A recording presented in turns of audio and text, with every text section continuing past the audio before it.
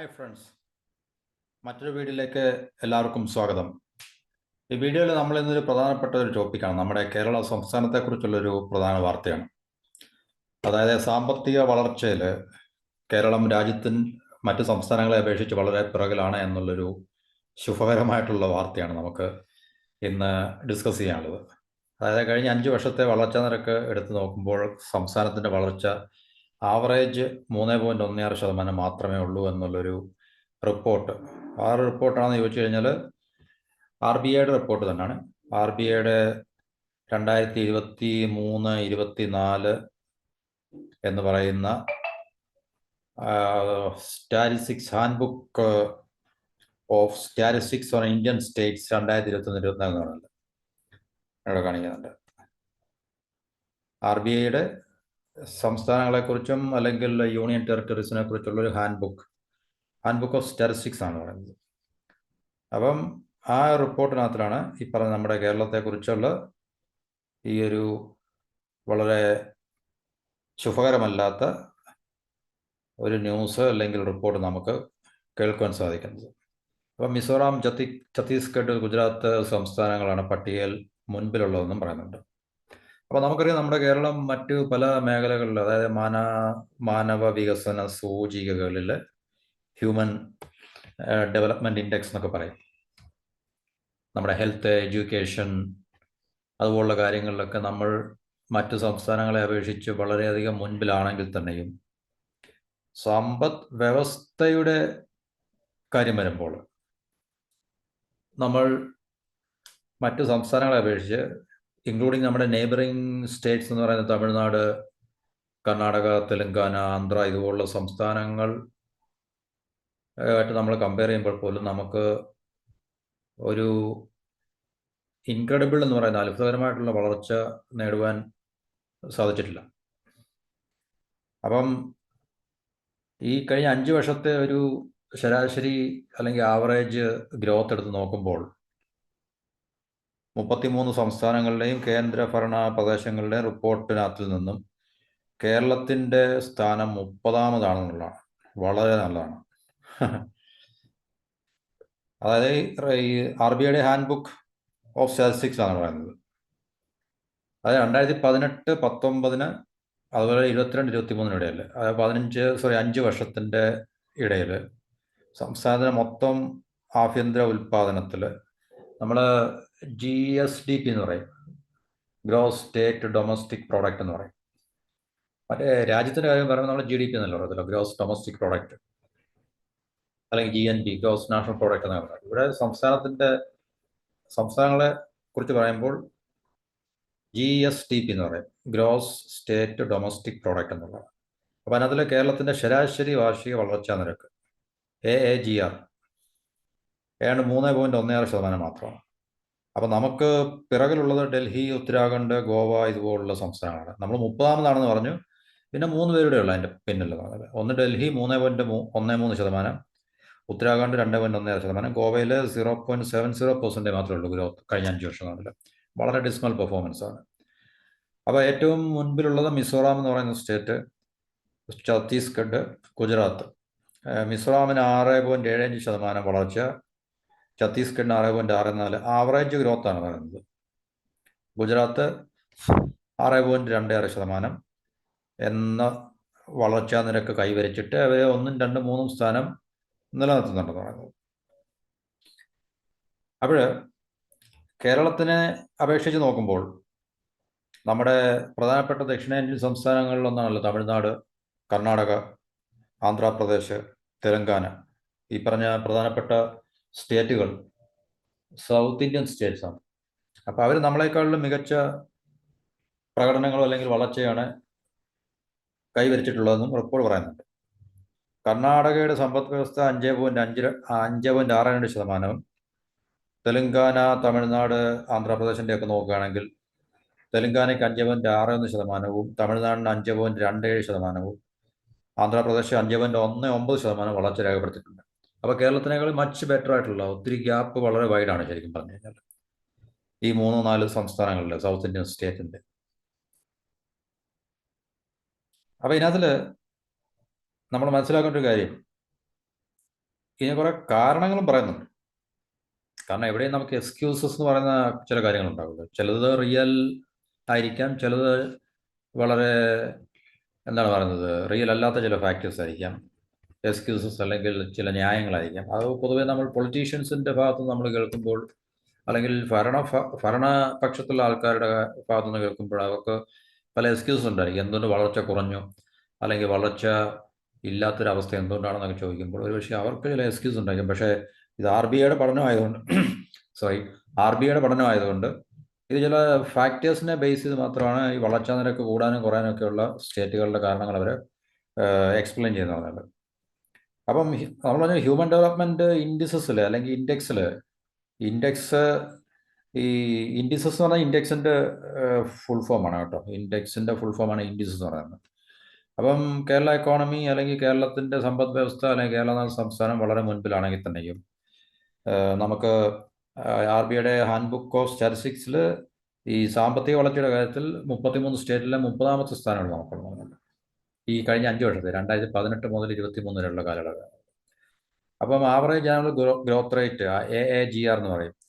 അത് സംസ്ഥാനങ്ങളിലെ gross state domestic product price constant ആയിട്ട് നമ്മൾ കണക്കിലെടുക്കുമ്പോൾ 18-19 മുതൽ 22-21 വരെ മുമ്പ് നമ്മൾ പറഞ്ഞാൽ 3.16%. അപ്പോൾ ഡൽഹിയും ഉത്തരാഖണ്ഡും ഗോവയാണ് ഏറ്റവും പുറകിൽ വരുന്നത് പറഞ്ഞു. അപ്പോൾ അതിൽ നമ്മുടെ പ്രധാനപ്പെട്ട സൗത്ത് ഇന്ത്യൻ സ്റ്റേറ്റ്സ് ആയിട്ടുള്ള കർണാടക, തമിഴ്നാട്, തെലങ്കാന, ആന്ധ്രയുടെയൊക്കെ വളർച്ച നമ്മളെക്കാളും വളരെയധികം മെച്ചപ്പെട്ട രീതിയിലാണ് വന്നത്. ഇനിയും 2023-24 കേരളത്തിൻ്റെ GSDP 6.35 ലക്ഷം രൂപ 6.35 ലക്ഷം കോടി രൂപ ആയിട്ട് ഉയർന്നിട്ടുണ്ട്. കേരളത്തിൻ്റെ GSDP gross state domestic product എന്ന് പറയുന്നത് ഇപ്പം നമ്മൾ ഇന്ത്യയുടെ പറയത്തില്ലേ 3.75 ട്രില്യൺ ഡോളറിൻ്റെ എക്കോണമി എന്നൊക്കെ പറയുന്നത് തന്നെ സംസ്ഥാനത്തിൻ്റെ GSDP ആണ് 6.35 ലക്ഷം കോടി രൂപയായിട്ട്. അത് പിന്നെ കഴിഞ്ഞ വർഷമായിട്ട് നമ്മൾ കമ്പയർ ചെയ്യുമ്പോൾ 6.52% വർദ്ധിച്ചിട്ടുണ്ട് ഇയർ ഓൺ ഇയർ ബേസിസിൽ. കഴിഞ്ഞ വർഷം അത് 5.96 ലക്ഷം കോടി രൂപയായിരുന്നു. ഈ പ്രാവശ്യം 6.35 ലക്ഷം കോടി രൂപയായിട്ട് GSDP ഇമ്പ്രൂവ് ചെയ്തിട്ടുണ്ട്. പക്ഷേ ആ GSDP ഇമ്പ്രൂവ് ചെയ്തിട്ടുണ്ടെങ്കിൽ തന്നെയും നമ്മളുടെ കഴിഞ്ഞ 5 വർഷത്തെ വളർച്ചാ നിരക്ക് ശരാശരി നോക്കുമ്പോൾ വളരെ പിന്നിലാണ്. അപ്പോൾ എല്ലാ സ്റ്റേറ്റിൻ്റെയും യൂണിയൻ ടെറിട്ടറീസിൻ്റെയും ഡേറ്റ ഈ പറഞ്ഞ ഹാൻഡ് ബുക്കിനകത്തിലില്ല. തെലങ്കാന 9.24%, അത് കഴിഞ്ഞ് തമിഴ്നാട് 8.23%, പിന്നെ ആന്ധ്രാപ്രദേശ് 7.35%, കർണാടക 6.60% എന്നാണ് ഈ പറഞ്ഞ വർഷത്തിലെ അവരുടെ വളർച്ചാ നിരക്കിനെ കുറിച്ച് ഹാൻഡ് ബുക്ക് പറയുന്നത്. അപ്പോൾ അതിന് പല കാരണങ്ങളുണ്ടെന്നാണ് കേരളത്തിൻ്റെ ഈ സ്ലോ ഗ്രോത്ത് റേറ്റിനെ കുറിച്ച് പിന്നെ മേരി ജോർജ് എന്ന് പറയുന്ന എക്കണോമിസ്റ്റ് പറയുന്നത്. അപ്പം നമുക്കറിയാം കേരളം ഒരു ഇൻഡസ്ട്രി ഫ്രണ്ട്ലി അല്ലെങ്കിൽ ഇൻവെസ്റ്റ്മെൻറ്റ് ഫ്രണ്ട്ലി ആയിട്ടുള്ള സംസ്ഥാനമല്ല. അത് നമ്മളെ ഏറ്റവും കൂടുതൽ ആശങ്കപ്പെടുത്തുന്ന ഒരു കാര്യം തന്നെയാണ്. അപ്പോൾ ഇതിങ്ങനെ ആക്കിയെടുക്കുക എന്നുള്ള ഉത്തരവാദിത്വം ആർക്കാണെന്ന് ചോദിച്ചു കഴിഞ്ഞാൽ ഇതിനകത്തിൽ ഏറ്റവും മേജർ സ്റ്റേക്ക് ഹോൾഡർ, ഏറ്റവും പ്രധാനപ്പെട്ട ഒരു കക്ഷി ആരാണ് അതിനകത്തിൽ? നമ്മുടെ ഭരണ സംവിധാനങ്ങൾ തന്നെയാണ്. ഭരണ സംവിധാനങ്ങളും ഇവിടെ നിലനിൽക്കുന്ന രാഷ്ട്രീയ ഭരണ സംവിധാനങ്ങൾ തന്നെയാണ് ഇതിന് ഉത്തരവാദിത്വം വഹിക്കേണ്ടത്. കാരണം ഇപ്പോൾ ഒരു രാജ്യത്തിൻ്റെ ആയാലും ശരി, സംസ്ഥാനത്തിൻ്റെ ആയാലും ശരി, സംസ്ഥാനവുമായി ബന്ധപ്പെട്ട സാമ്പത്തിക നയങ്ങളിലും സമ്പദ് വ്യവസ്ഥയുടെ കാര്യങ്ങളിലുമൊക്കെ കൃത്യമായിട്ടുള്ള നയപരിപാടികൾ കൊണ്ടുവരികയും സമ്പദ് വ്യവസ്ഥയ്ക്ക് അനുകൂലമല്ലാത്ത രാഷ്ട്രീയ, സാംസ്കാരിക പിന്നെ മേഖലകളിൽ നിലനിൽക്കുന്ന നമ്മുടെ ഐഡിയോളജീസ് എന്ന് പറയാം, പൊളിറ്റിക്കൽ ഐഡിയോളജീസ്, അല്ലെങ്കിൽ നമ്മളുടെ എന്താണ് പറയുന്നത് ലേബർ കൾച്ചർ, അല്ലെ ലേബർ ലോസ്, ഇൻഡസ്ട്രിയൽ ലോസ്, അതുപോലെ തന്നെ നമ്മുടെ എഡ്യൂക്കേഷൻ്റെ നിലവാരം. അപ്പോൾ ഇങ്ങനെയുള്ള സമസ്ത മേഖലകളിൽ ഉള്ള മാറ്റങ്ങൾ വരുത്തുകയും റിഫോംസ് വരുത്തുകയും ഒക്കെ ചെയ്യുക എന്നുള്ളത് ഇവിടെ നിലനിൽക്കുന്ന ഭരണ സംവിധാനത്തിൻ്റെ ഉത്തരവാദിത്തമാണ്. അപ്പോൾ ഇൻഡസ്ട്രി ഫ്രണ്ട്ലി അല്ല, ഇൻവെസ്റ്റ്മെൻറ്റ് ഫ്രണ്ട്ലി അല്ലാത്ത ഒരു സ്റ്റേറ്റിനെ മാറ്റിയെടുക്കുക എന്നുള്ളത് ഇപ്പം നമ്മളെപ്പോലുള്ള സാധാരണ ജനങ്ങൾക്ക് അതിൻ്റെ ഉത്തരവാദിത്തങ്ങളില്ല.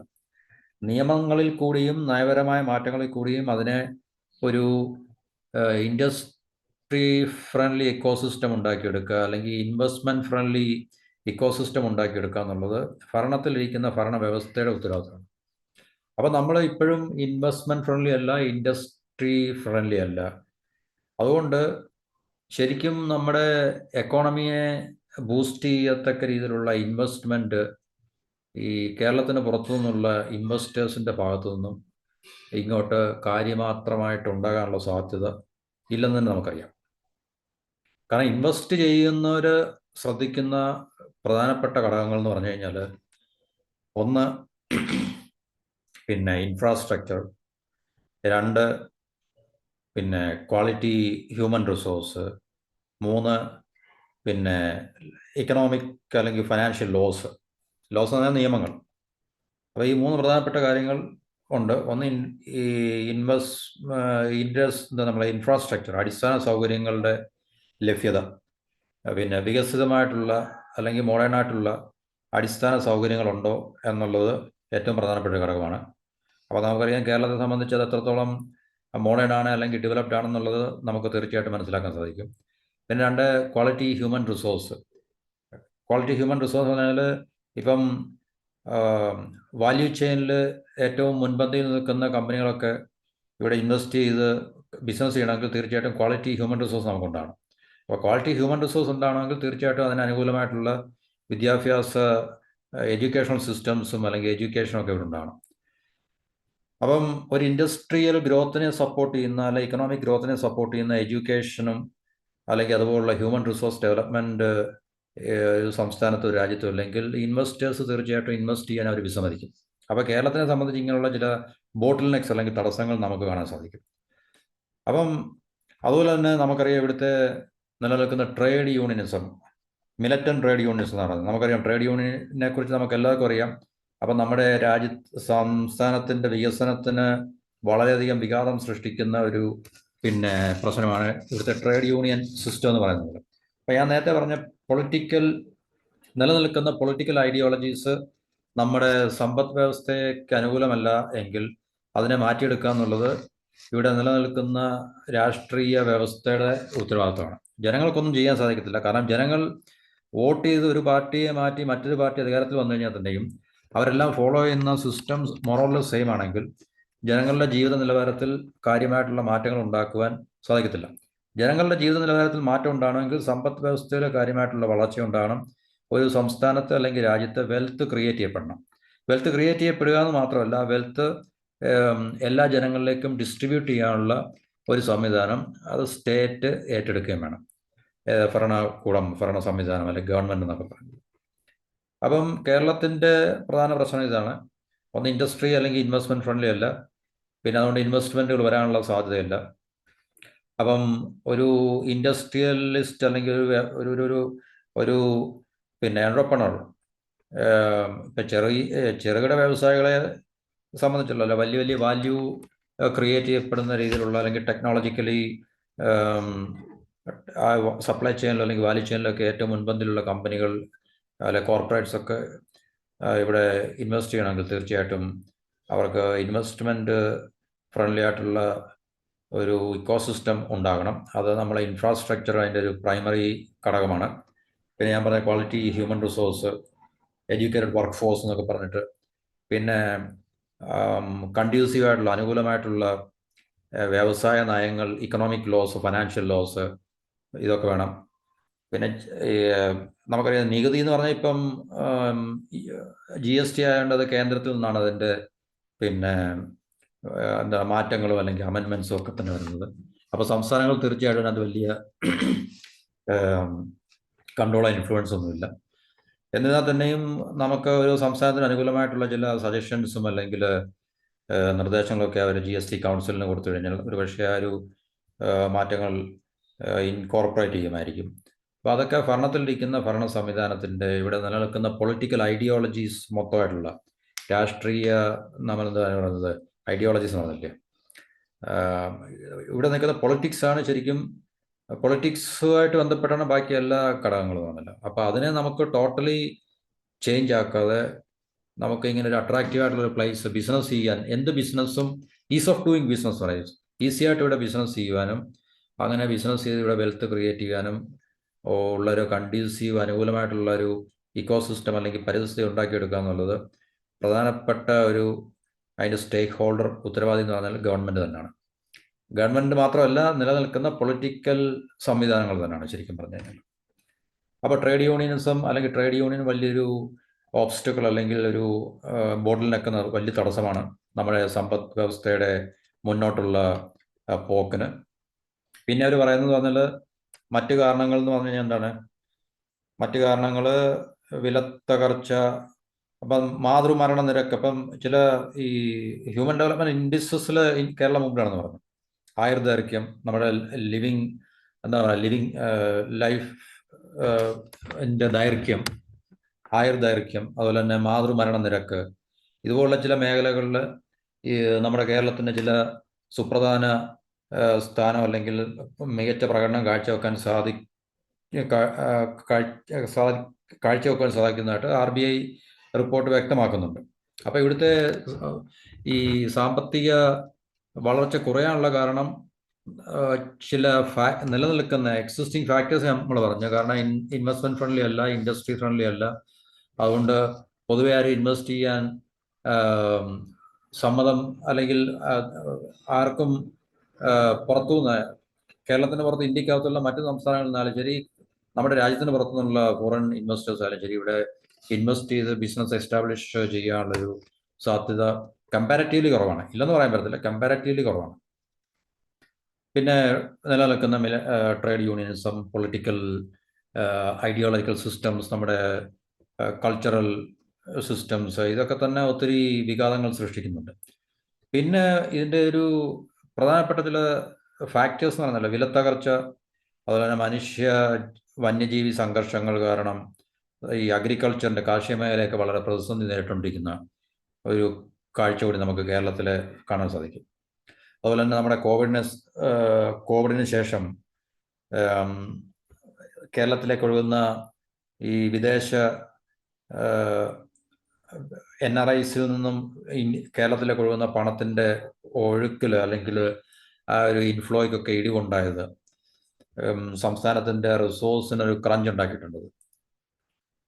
അപ്പം നമുക്കറിയാം, കഴിഞ്ഞ കുറേ വർഷങ്ങളായിട്ട് പ്രകൃതിക്ഷോഭം അല്ലെങ്കിൽ നാച്ചുറൽ കലാമിറ്റീസ് ഒക്കെ കേരളത്തെ വളരെയധികം എന്താണ് പറയുന്നത്, വേട്ടയാടിക്കൊണ്ടിരിക്കുന്ന ഒരു സംഭവമാണ്. അപ്പോൾ തീർച്ചയായിട്ടും ഗവൺമെൻറ്റിൻ്റെ ഭാഗത്തുനിന്ന് ഇങ്ങനെയുള്ള ക്രൈസിസ് ഉണ്ടാകുമ്പോൾ റിസോഴ്സിൻ്റെ ഔട്ട്ഫ്ലോ ഒത്തിരി ഉണ്ടാകുന്നുണ്ട്. അതായത് സംസ്ഥാന സർക്കാരിൻ്റെ ചെലവ് ക്രമാതീതമായിട്ട് വർദ്ധിച്ചതും.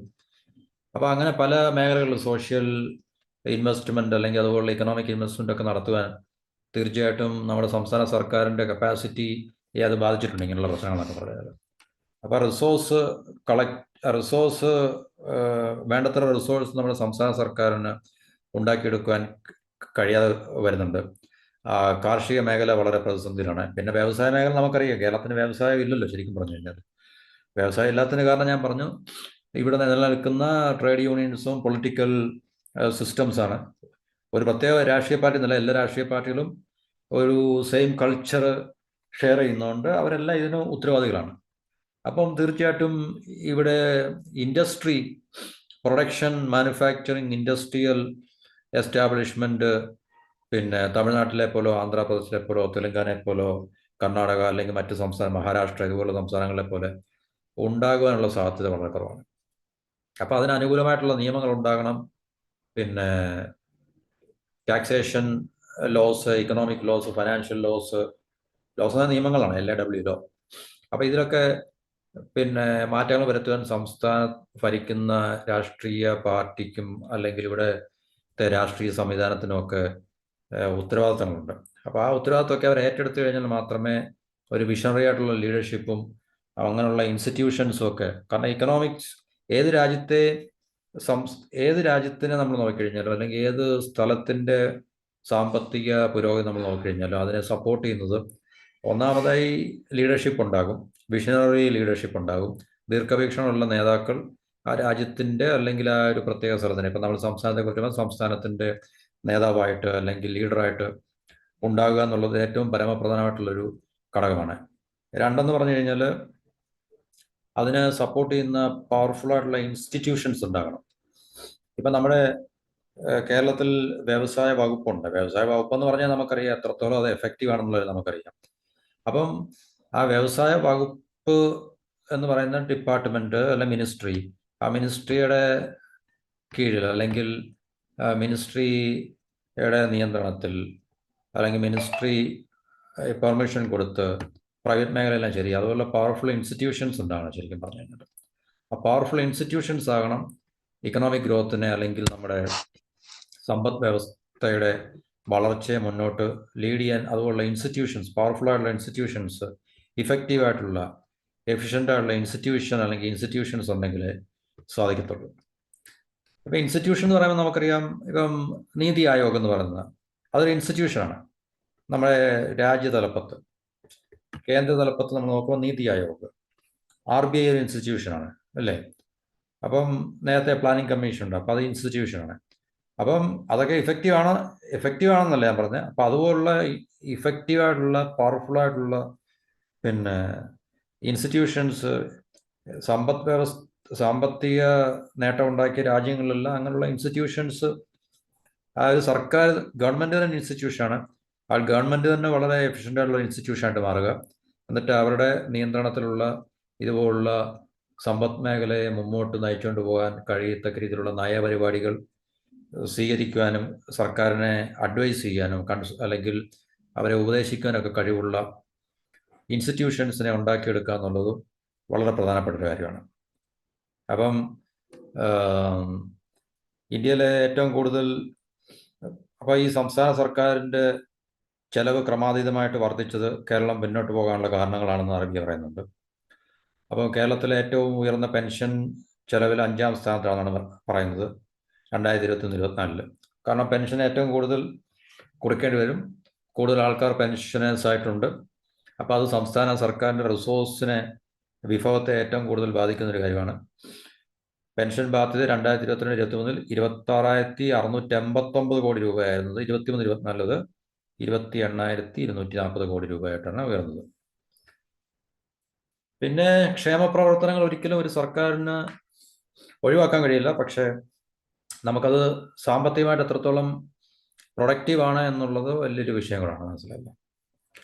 അപ്പം ഈ വെറും സോഷ്യലിസ്റ്റിക് ആയിട്ടുള്ള ഈ പോളിസീസ്, ഇതുപോലെ വെൽഫെയർ മാത്രം, എന്നുവെച്ചാൽ സമ്പദ് വ്യവസ്ഥയിൽ ശ്രദ്ധ ചെലുത്തുക, സമ്പദ് വ്യവസ്ഥയുടെ വളർച്ചയ്ക്ക് കാര്യമായിട്ടുള്ള കോൺട്രിബ്യൂഷൻസ് ഒന്നും സ്റ്റേറ്റിൻ്റെ ഭാഗത്തുനിന്ന് ഉണ്ടാക്കാതെ കിട്ടുന്ന വരുമാനങ്ങൾ മുഴുവൻ ഇതുപോലുള്ള ക്ഷേമ പ്രവർത്തനങ്ങൾക്കും പെൻഷൻ, സാലറി, ഇതുപോലുള്ള കാര്യങ്ങൾക്ക് വേണ്ടി ചെലവഴിക്കുകയാണെങ്കിൽ ഗവൺമെൻറ്റിന് മറ്റ് പ്രൊഡക്റ്റീവായിട്ടുള്ള മേഖലകളിൽ, പ്രത്യേകിച്ച് social capital, health, education, public transport, infrastructure, ഇതുപോലുള്ള കാര്യങ്ങളിൽ ചെലവഴിക്കുവാൻ അവർക്ക് റിസോഴ്സ് അല്ലെങ്കിൽ വിഭവം ഉണ്ടാകത്തില്ല. അപ്പോൾ അത് നമ്മുടെ സമ്പദ് വ്യവസ്ഥയ്ക്ക് വളരെ വിഘാതം ഉണ്ടാക്കിയെടുക്കുന്ന ഒരു കാര്യമാണ്. കാരണം നമുക്കറിയാം, ഹെൽത്ത് ഇമ്പോർട്ടൻ്റ് ആണ്. വികസനം നമുക്ക് ലക്ഷ്യമാക്കണമെങ്കിൽ health, education, public transport, infrastructure നമ്മുടെ അടിസ്ഥാന സൗകര്യങ്ങൾ, ഫിസിക്കലായിട്ടുള്ള ഇൻഫ്രാസ്ട്രക്ചർ എന്ന് നമ്മൾ പറയുന്നത്, റോഡ്, പോർട്ട്, എയർപോർട്ട് അല്ലെങ്കിൽ സീ പോർട്ട്, ഇതുപോലുള്ള ഇൻഫ്രാസ്ട്രക്ചേഴ്സ്, വളരെ എഫിഷ്യൻ്റ് ആയിട്ടുള്ള ഇൻഫ്രാസ്ട്രക്ചേഴ്സിൻ്റെ നിർമ്മാണങ്ങളും അല്ലെങ്കിൽ അതുപോലുള്ള കൺസ്ട്രക്ഷനും ഒക്കെ വളരെ ഇമ്പോർട്ടൻ്റ് ആണ്. അപ്പോൾ അത് ഗവൺമെൻറ് റിസോഴ്സ് ഉണ്ടെങ്കിൽ മാത്രമേ, അല്ലെങ്കിൽ അതുപോലെ നമുക്ക് പ്രൈവറ്റ് മേഖലയ്ക്ക് കൊടുക്കണമെങ്കിൽ തന്നെയും അങ്ങനെയുള്ള തീരുമാനങ്ങൾ, ബോൾഡായിട്ടുള്ള കൺസ്ട്രക്റ്റീവ് ആയിട്ടുള്ള തീരുമാനങ്ങൾ എടുക്കാൻ കഴിവുള്ള ഇൻസ്റ്റിറ്റ്യൂഷൻസിനെ ബിൽഡപ്പ് ചെയ്യുക എന്നുള്ളത് വളരെ അത്യാവശ്യമാണ്. അപ്പോൾ അതിൻ്റെ അഭാവങ്ങളൊക്കെ കേരളം എന്ന് പറയുന്ന ഒരു സംസ്ഥാനത്ത് നമുക്ക് കാണാൻ സാധിക്കും.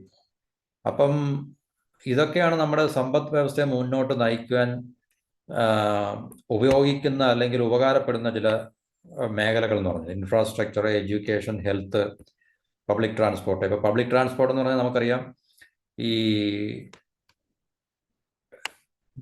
ആൾക്കാരെയും സാധനങ്ങളെയും നമുക്ക് ഒരു സ്ഥലത്തുനിന്ന് മറ്റൊരു സ്ഥലത്തേക്ക് കൊണ്ടെത്തിക്കുക എന്നുള്ളത് ഒരു എക്കോണമിയെ സംബന്ധിച്ച് ഏറ്റവും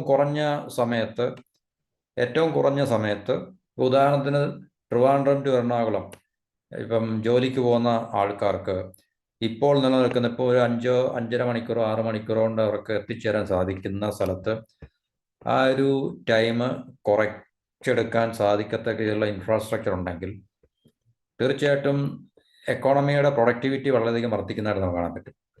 അതുപോലെ തന്നെ സാധനങ്ങൾ, ചരക്കുകൾ, ഇപ്പോൾ തിരുവനന്തപുരത്ത് നിന്ന് എറണാകുളത്ത് ഇപ്പം ഒരു റോഡ് മാർഗം കൊണ്ടെത്തിക്കാൻ ഇപ്പോൾ ഒരു ആവറേജ് ഇപ്പോൾ ഒരു 5.5 മണിക്കൂർ, എനിക്ക് കൃത്യം അറിയില്ല, 5 മണിക്കൂർ അല്ലെ 5.5 മണിക്കൂർ വേണമെന്നിരിക്കട്ടെ, 6 മണിക്കൂർ കൊച്ചി സിറ്റിയിലേക്ക് നമ്മളൊരു എക്സാമ്പിൾ പറയണം. അപ്പോൾ അതിന് നല്ല ഇൻഫ്രാസ്ട്രക്ചറിൻ്റെ വരവോടുകൂടി ഈ സമയം ദൈർഘ്യം കുറച്ചെടുക്കാൻ സാധിക്കുമെങ്കിൽ അത് ബിസിനസ്സിൻ്റെയൊക്കെ കോസ്റ്റിനെ കുറയ്ക്കുവാനും എഫിഷ്യൻസിയെ കൂട്ടുവാനും അതുപോലെ തന്നെ നമ്മുടെ ഓവറോൾ എക്കോണമിയുടെ പ്രൊഡക്ടിവിറ്റിയെ കൂട്ടുവാനും അത് നമ്മുടെ എക്കോണമിയുടെ ഹെൽത്തിനെയൊക്കെ അത് ഒരു ഹെൽത്തി എക്കോണമിയെ നമുക്ക് ഉണ്ടാക്കിയെടുക്കാനൊക്കെ സാധിക്കും. അപ്പോൾ ഇതുപോലുള്ള പ്രധാനപ്പെട്ട കാര്യങ്ങളിൽ ശ്രദ്ധിക്കുക എന്നുള്ളത്, അതുപോലെ ഹെൽത്ത്. അപ്പോൾ ഹെൽത്തിലും എഡ്യൂക്കേഷനൊക്കെ നമ്മൾ പറയുന്നത് വളരെ മുമ്പിലാണ്, പക്ഷേ നമുക്ക് തീർച്ചയായിട്ടും ഒരു നല്ല വളർച്ച കൈവരിക്കാൻ ഉതകുന്ന രീതിയിലുള്ള ഒരു പ്രദേശമായി മാറണമെങ്കിൽ ഈ ഇപ്പോൾ നിലനിൽക്കുന്ന എഡ്യൂക്കേഷൻ നമുക്ക് പോരാ. ശരിക്കും പറഞ്ഞു കഴിഞ്ഞാൽ നമുക്ക് പോരാ. കാരണം ഇപ്പോൾ സമ്പദ് വ്യവസ്ഥയുടെ വളർച്ചയ്ക്ക് അനുകൂലമായിട്ടുള്ള എഡ്യൂക്കേഷൻ എന്ന് പറഞ്ഞു കഴിഞ്ഞാൽ തീർച്ചയായിട്ടും ഇന്നത്തെ കാലത്ത് പ്രത്യേകിച്ച് അത് വളരെയധികം മെച്ചപ്പെട്ട രീതിയിലുള്ള എഡ്യൂക്കേഷൻ ഉണ്ടാകണം.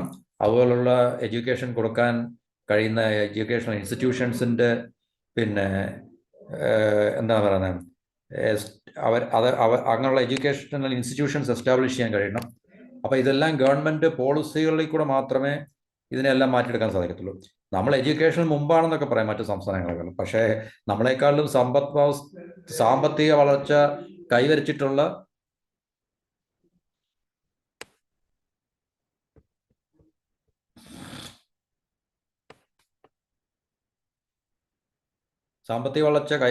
സംസ്ഥാനങ്ങളിൽ ഈ പറഞ്ഞ ഇൻഡസ്ട്രീസ് ഒക്കെ പോകുമ്പോൾ നമ്മളെക്കാൾ പ്രോബ്ലമാണെന്ന് നമുക്ക് കാണാൻ പറ്റും. അപ്പോൾ ആ വൈരുദ്ധ്യങ്ങൾ നമുക്കവിടെ കാണാൻ സാധിക്കും.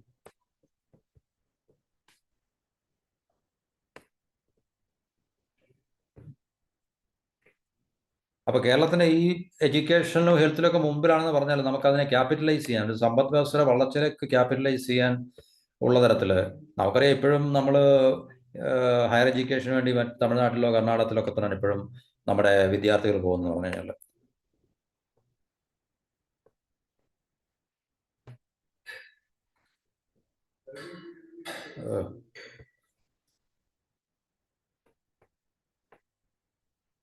അപ്പം ഇങ്ങനെ സമസ്ത മേഖലകളിലും മാറ്റങ്ങൾ ഉണ്ടാക്കിയെടുക്കുക എന്നുള്ളത് ഗവൺമെൻറ്റിൻ്റെ ഉത്തരവാദിത്തമാണ്. അപ്പോൾ ആ ഉത്തരവാദിത്തങ്ങൾ നിറവേറ്റുക എന്നുള്ളത് ഭരണത്തിലിരിക്കുന്ന രാഷ്ട്രീയ പാർട്ടികളുടെയും അതുപോലെ തന്നെ ഇവിടെ ഡോമിനൻ്റ് ആയിട്ടുള്ള രാഷ്ട്രീയ പ്രസ്ഥാനങ്ങളുടെയൊക്കെ തന്നെ അവർ മാറുക എന്നുള്ളത് വളരെ അത്യാവശ്യമായിട്ടുള്ളൊരു കാര്യം കൂടാണ്. അപ്പോൾ ഇതാണ് തീർച്ചയായിട്ടും നമ്മൾ നേരിടുന്ന ഏറ്റവും വലിയൊരു പ്രശ്നം എന്ന് പറയുന്നത്. അപ്പം സ്റ്റേറ്റിൻ്റെ എക്സ്പെൻഡിച്ചർ വളരെയധികം കൂടിയിട്ടുണ്ട്. ചില മേഖലകളിലൊക്കെ നമ്മൾ, അതായത് മറ്റേണൽ മോർട്ടാലിറ്റി എന്ന് പറയുന്നത് MMR, അതുപോലെ ലൈഫ് എക്സ്പെക്റ്റൻസിയിലൊക്കെ നമ്മൾ ഇമ്പ്രൂവ്മെൻ്റ് ഉണ്ട്. അപ്പം Kerala top the chart MMR എന്ന് പറയുമ്പോൾ ഇവിടെ എന്താണ് അതിൻ്റെ മലയാളം, മാതൃമരണ നിരക്ക്. അപ്പോൾ അതിലൊക്കെ നമ്മൾ 1 ലക്ഷം ബർത്തിൽ 19 ഡെത്ത് മാത്രമേ ഉള്ളൂ. നാഷണൽ റേറ്റിലൊക്കെ നമ്മൾ മുൻപിലാണ്. ഇൻഫൻറ്റ് മൊർട്ടാലിറ്റി റേറ്റിൽ 6 deaths per 1000. മനസ്സിലായല്ലോ. മറ്റേത് അമ്മമാർ മരിക്കുന്നതാണ്. 1 ലക്ഷം ബർത്ത് ഉണ്ടാകുമ്പോൾ 19 മരണം. കുട്ടികളുടെ കാര്യത്തിൽ 1000-ൽ 6 മരണം. അത് 5th ലോവസ്റ്റ് ആണ് രാജ്യത്ത് നിന്നുള്ളത്. അതുപോലെ തന്നെ അൺഎംപ്ലോയ്മെൻറ്റ് റേറ്റ് റൂറൽ കേരളയിൽ 76, 4th highest in the country, 4ാമത്തെയാണ് രാജ്യത്ത്. Unemployment urban areas significant decline എന്ന് പറഞ്ഞിട്ടുണ്ട്. 104 2019-20 മുതൽ 104 ആയിരുന്നെങ്കിൽ 23-24 ആയപ്പോഴത്തേക്ക് 67% വരെയൊക്കെ തീർച്ചയായും 19ാമത്തെ പൊസിഷനിലാണ് രാജ്യത്ത് വന്നിട്ട്. അതായത് ഈ തൊഴിലില്ലായ്മ റൂറൽ ഗ്രാമപ്രദേശങ്ങളിലും നഗരപ്രദേശങ്ങളിലെയും കാര്യമാണ്.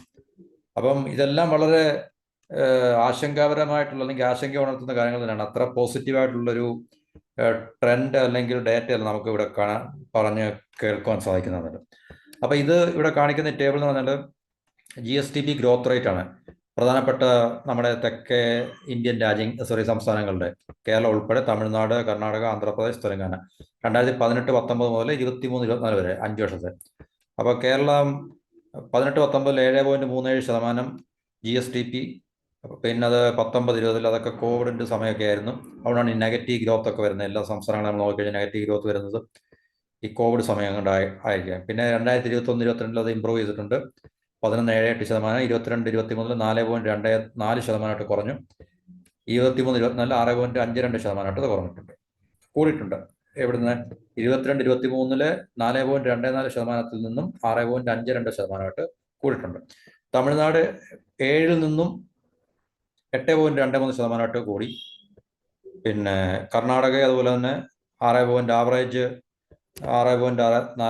6.11, ആന്ധ്രാപ്രദേശ് വളർച്ച കൈവരിച്ചിട്ടുണ്ട്. തെലങ്കാനയാണ് ഏറ്റവും കൂടുതൽ വളർച്ച കാണിക്കുന്നത്, 9.15% മുതൽ 2018-19 ആയതെങ്കിൽ ഇപ്പോൾ 23-24 കണക്കനുസരിച്ച് 9.24%.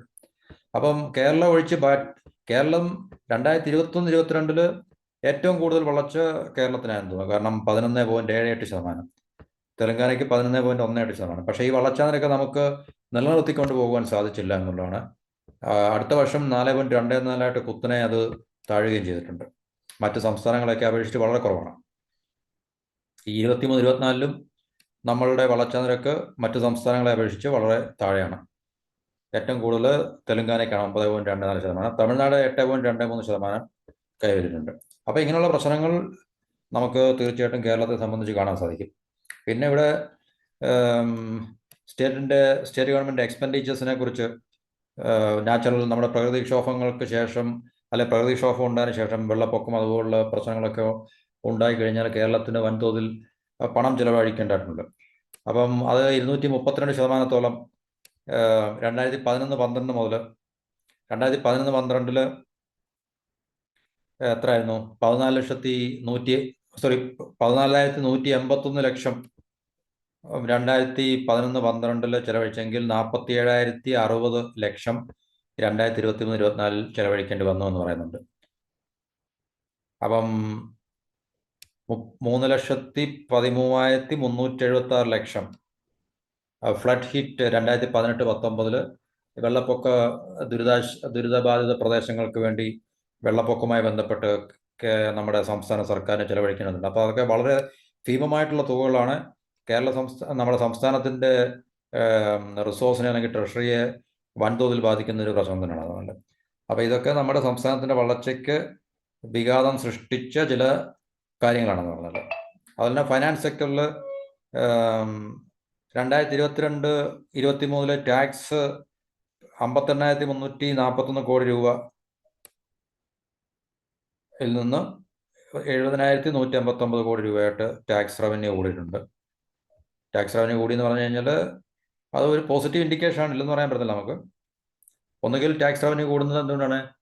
കൃത്യമായിട്ടുള്ള ഗവൺമെൻറ് അത് കളക്ട് ചെയ്യാൻ വേണ്ടിയുള്ള മെഷേഴ്സൊക്കെ എടുക്കുന്നുണ്ട്, അല്ലെങ്കിൽ കൂടുതൽ ബിസിനസ്സുകൾ ഉണ്ടായതിൻ്റെയും അല്ലെങ്കിൽ അതിൻ്റെയൊക്കെ ലക്ഷണങ്ങളായിരിക്കാം നല്ല ടാക്സ് കൂടുതൽ നമുക്ക് പിരിക്കാൻ സാധിക്കുന്നത്. അപ്പോൾ അങ്ങനെയുള്ള ചില കാര്യങ്ങളുടെ RBI ഒത്തിരി ഡേറ്റ ഉണ്ട്. അപ്പോൾ ഇത് പ്രധാനപ്പെട്ട ചില കാര്യങ്ങളാണ് നമ്മൾ പറയുന്നത്. അപ്പോൾ ഈ വസ്തുതകളൊക്കെ നമുക്ക് അനലൈസ് ചെയ്ത് കഴിഞ്ഞാൽ നമുക്ക് മനസ്സിലാക്കുന്നത് കേരളം മറ്റു സംസ്ഥാനങ്ങളെ അപേക്ഷിച്ച് സാമ്പത്തികമായിട്ട് വളരെ പിന്നിലാണ് എന്നുള്ളതാണ് ഈ പറഞ്ഞൊരു പ്രധാനപ്പെട്ട ആശങ്ക എന്ന് പറഞ്ഞു കഴിഞ്ഞാൽ. അപ്പോൾ അത് നമ്മുടെ ഭരണ സംവിധാനം കൃത്യമായിട്ടുള്ള ദിശാബോധത്തോടുകൂടി ബോൾഡായിട്ടുള്ള തീരുമാനങ്ങൾ എടുക്കുകയും ഞാൻ മുമ്പേ പറഞ്ഞുള്ള ഇൻസ്റ്റിറ്റ്യൂഷൻസ് ബിൽഡപ്പ് ചെയ്ത് പ്രധാനപ്പെട്ട മേഖലകളായിട്ടുള്ള അടിസ്ഥാന സൗകര്യ വികസനം, പിന്നെ എഡ്യൂക്കേഷൻ, ഹെൽത്ത്. എഡ്യൂക്കേഷൻ ഞാൻ പറഞ്ഞ ഇപ്പം നിലനിൽക്കുന്ന എഡ്യൂക്കേഷൻ അല്ല, സമ്പദ് വ്യവസ്ഥയെ മറ്റൊരു തലത്തിലേക്ക് കൊണ്ടുപോകത്തക്ക രീതിയിലുള്ള എഡ്യൂക്കേഷൻ തീർച്ചയായിട്ടും ഒരു ഇൻഡസ്ട്രിയൽ സൊസൈറ്റി അല്ലെങ്കിൽ ഒരു ഇക്കണോമിക് സൊസൈറ്റി ബിൽഡപ്പ് ചെയ്യുന്നതിന് സഹായമായിട്ടുള്ള എഡ്യൂക്കേഷണൽ സിസ്റ്റം അല്ലെങ്കിൽ എഡ്യൂക്കേഷൻ ഇൻസ്റ്റിറ്റ്യൂഷൻസ് നമുക്കിവിടെ ഉണ്ടാക്കിയെടുക്കേണ്ടതായിട്ട് ആവശ്യമുണ്ട്. അപ്പോൾ ഇങ്ങനെയുള്ള മേഖലകളിൽ തീർച്ചയായിട്ടും ശ്രദ്ധിക്കുക എന്നുള്ളത് ഭരണത്തിലിരിക്കുന്ന ആൾക്കാരുടെ ഉത്തരവാദിത്വമാണ്. അപ്പം ഇതൊക്കെയാണ് നമ്മളുടെ ഈ RBIയുടെ റിപ്പോർട്ടിൽ പറയുന്നത്. അപ്പോൾ ഇത്രയും പറഞ്ഞുകൊണ്ട് ഈ വീഡിയോ ഇവിടെ അവസാനിപ്പിക്കാം. അപ്പോൾ ഇതുപോലെ മറ്റൊരു ടോപ്പിക്കുമായിട്ട് നമുക്ക് അടുത്ത വീഡിയോയിൽ കാണാം. അപ്പോൾ ഇത്രയും നമ്മൾ എല്ലാവരോടും ഞാൻ നന്ദി പറയുന്നു. നിങ്ങളുടെ സഹകരണം ഉണ്ടായിട്ട് മാത്രമാണ് എനിക്ക് ഇത്രയും വളരെ മിതമായ രീതിയിലെങ്കിലും കാര്യങ്ങൾ അവതരിപ്പിക്കാൻ സാധിക്കുന്നത്. അപ്പം പ്രധാനപ്പെട്ട മറ്റ് ചില ടോപ്പിക്കുമായിട്ട് നമുക്ക് ഇനിയും വരുന്ന വീഡിയോയിൽ കാണാം. എല്ലാവർക്കും ഒരിക്കൽ കൂടി നന്ദി, നമസ്കാരം.